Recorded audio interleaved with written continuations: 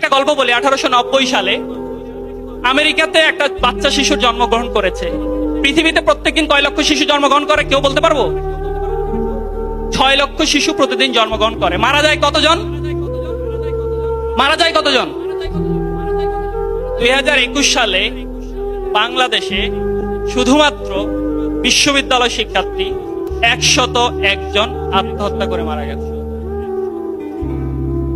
তারা ঢাকা বিশ্ববিদ্যালয়ের 9 জন, শাহজালাল বিজ্ঞান ও প্রযুক্তি বিশ্ববিদ্যালয়ের 5 জন, জগন্নাথ বিশ্ববিদ্যালয়ের 6 জন, মেডিকেলের 12 জন, প্রাইভেট ইউনিভার্সিটির 23 জন। সবাই এদেশে ক্রিম স্টুডেন্ট না? আমরা সবাই এরকম ভালো ভালো বিশ্ববিদ্যালয়ে পড়তে চেয়েছিলাম না ওয়ান্স আপন এ টাইম? সো সেই জায়গায় পড়ার পরেও সুসাইড। বুঝতে পেরেছি আমরা? সেই রকম প্রতি বছর আত্মহত্যা করে মারা যায় 7 লক্ষ। এটা বলেছে ওয়ার্ল্ড হেলথ অর্গানাইজেশন। 7 লক্ষ মারা যায় প্রতি বছরে আত্মহত্যা করে। আর আপনি হয়তো চিন্তা করতেছি 6 লক্ষ প্রতিদিন জন্মগ্রহণ করে। আমেরিকাতে এরকম একটা বাচ্চা শিশু জন্মগ্রহণ করেছে। 6 বছর বয়সে তার বাবা মারা গেছে। নর্মালি গল্পগুলো এমনই হয় না, বাবা মারা যাবে, কিছুদিন পরে মাও মারা যাবে। তো মা তার মারা যায় নাই, তার মা তার সাথেই ছিল। সে কৃষি কাজ করতো ক্লাস 7-এ। ওদের গ্রেড 7th গ্রেডে তাকে ড্রপ আউট দিয়ে দিছে, টাকা পয়সা দিতে পারে না। এরপরে হচ্ছে সে 16 বছর যখন বয়স হয়, আমেরিকাতে ডিফেন্সে চাকরি করার জন্য 17 বছর বয়স লাগে।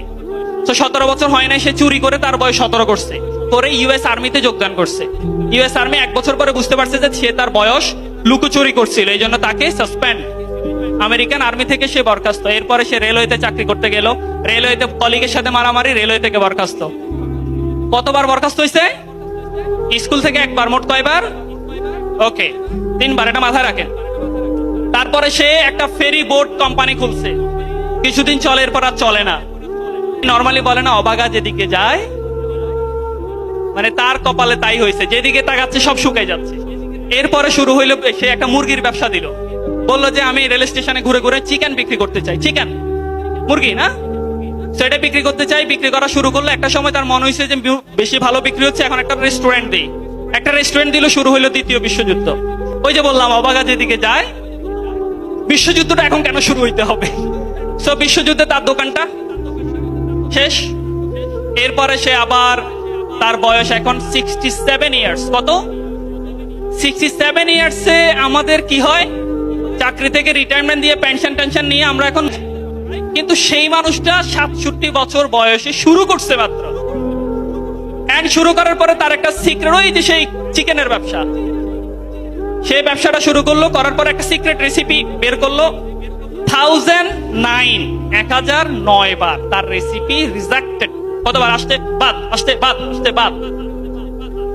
এরপরে সে একটা লোক তার রেসিপি অ্যাকসেপ্ট করছে। এরপর আর তার ফিরে তাকাতে হয় নাই। আমি কার কথা বলছি? কেএফসির কথা বলছি না, আমি বলছি কলোনেল স্যান্ডার্স, কেএফসির মালিকের কথা।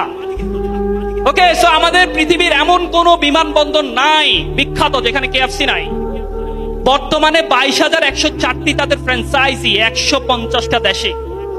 কত বছর বয়সে শুরু করছিল? আমরা কত বছর বয়সে আত্মহত্যা করি? কত বছর বয়সে? আজকে তোমরা আমার সাথে একটা ওয়াদা করবে, আমাদের মেয়র স্যার আছেন, জীবনে যত কষ্ট আসুক, যত তুফান আসুক, সাইক্লোন, প্রেমিকা চলে গেছে, ফ্যামিলি সমস্যা, আত্মহত্যা করব না। বলো, এখানে যারা আছো, তোমার যদি কোনোদিন মনে হয় যে আমার জীবনটা শেষ, আমি আর রাখতে চাই না, সেদিন আত্মহত্যা করার আগে আমাকে ফোন দিবা যে ভাইয়া শেষবার আপনার সাথে কথা বলে 1 কাপ চা খেয়ে আত্মহত্যা করতে চাই। কে দিবা?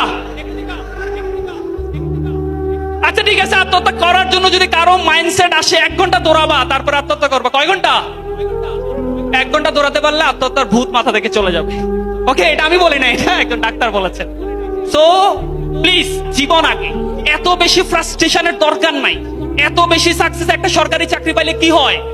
8টা সরকারি চাকরি পেয়ে গত 29 মে সুইসাইড করছে। 8টা। কয়টা চাকরি? আমরা যারা মনে করি যে সরকারি চাকরি পাইলে আমি সফল, সাকসেস, সফলতা কিন্তু এসব জায়গায় না, আসলে চাকরিতে না, কিন্তু আসলে বুঝতে পেরেছি। সফলতার সংজ্ঞাটা নিজের জন্য চেঞ্জ করে ফেলতে হবে। ওকে, পারবো ইনশাআল্লাহ।